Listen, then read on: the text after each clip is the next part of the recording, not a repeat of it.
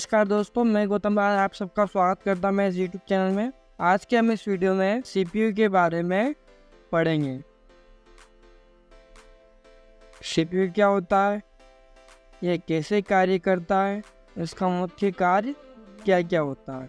ज़्यादा समय न लेते हुए शुरू करते हैं हमारी आज की यह क्लास। अगर आपको वीडियो पसंद आता है तो हमें कमेंट कर सकते हैं। आपको ये पीपीटी प्राप्त करना हो तो हमें कमेंट कर सकते हैं। कोई प्रश्न वगैरह हो तो आप हमें कमेंट कर सकते हैं। सबसे पहला प्रश्न, सीपीयू क्या है। सीपीयू इस तरह की चिप होती है जिसको हम सीपीयू कहते हैं। आपने जो इस तरह का देखा होगा उसको कैबिनेट कहते हैं, जिसमें मदरबोर्ड एसएमपीएस कहते हैं। सीपीयू का पूरा नाम सेंट्रल प्रोसेसिंग यूनिट है। यह प्रोसेसर के नाम से भी जाना जाता है। सीपीयू को कंप्यूटर सिस्टम का ब्रेन, दिमाग, मस्तिष्क होता है।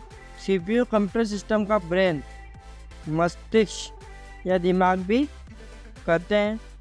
यह इलेक्ट्रॉनिक माइक्रोचिप होता है जो डाटा को दिए गए निर्देशों के आधार पर प्रोसेसिंग कर यूजफुल इंफॉर्मेशन में बदलता है तथा कंप्यूटर सिस्टम में सारे कार्य को नियंत्रित करता है।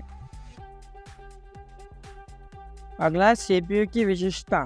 सीपीयू की कई विशेषताएं जिसमें से कुछ इस प्रकार है। यह कंप्यूटर सिस्टम का ब्रेन मस्तिष्क कहलाता है। यह एक इलेक्ट्रॉनिक माइक्रोचिप है। यह प्रोसेसर के नाम से भी जाना जाता है। सीपीयू सभी तरह की प्रोसेसिंग का कार्य करता है और सीपीयू इनपुट यूनिट तथा आउटपुट यूनिट को साथ लेकर एक कंप्यूटर सिस्टम का निर्माण करता है। आशा करता हूं आपको हमारा वीडियो पसंद आ रहा होगा।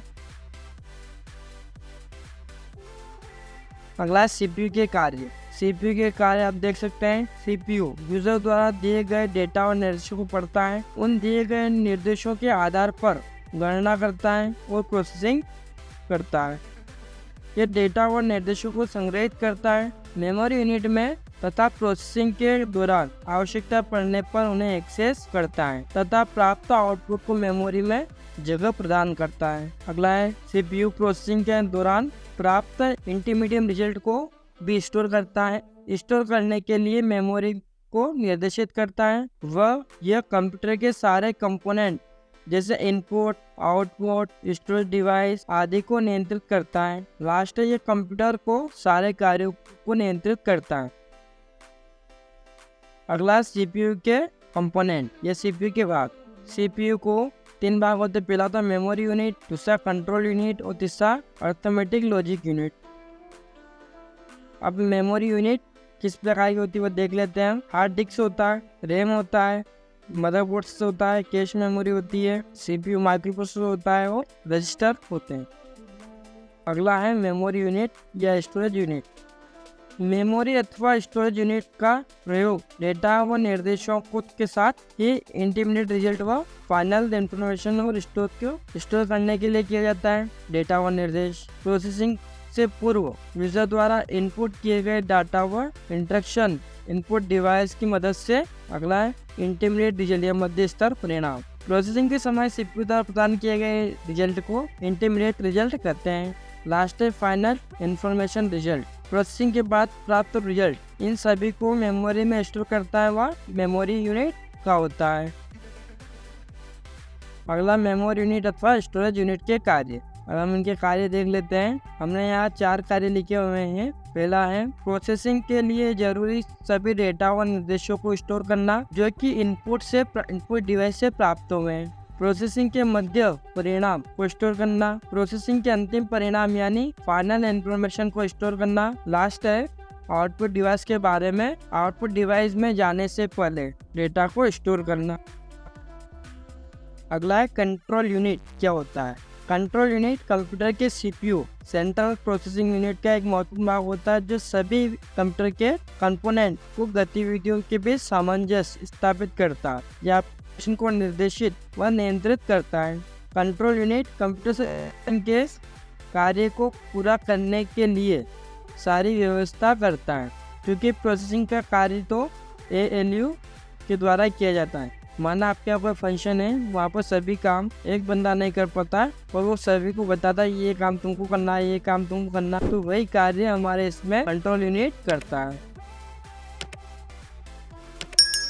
अगला है अर्थमेटिक लॉजिक यूनिट या फिर ALU। सीपीयू का एक महत्वपूर्ण भाग या कंपोनेंट जहाँ प्रोसेसिंग के दौरान निर्देशों को वास्तविक क्रियान्वयन होता है।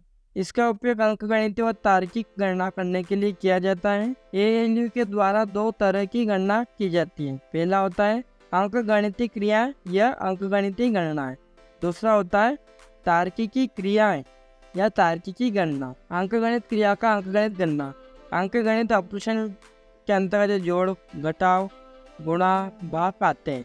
ये सभी ALU के अर्थ।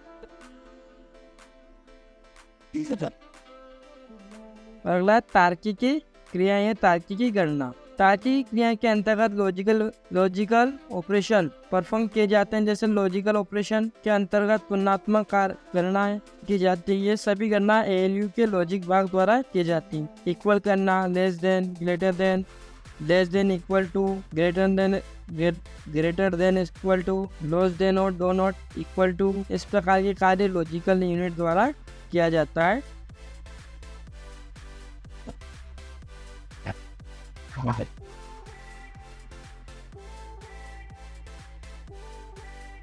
आपको अगर किसी प्रकार कोई परेशानी हो आप वो भी बताएं। इसके अलावा अगर आपको अगला वीडियो किस बारे में चाहिए वो भी आप हमें कमेंट करके बता सकते हैं और आप हमारे चैनल को सब्सक्राइब जरूर करें।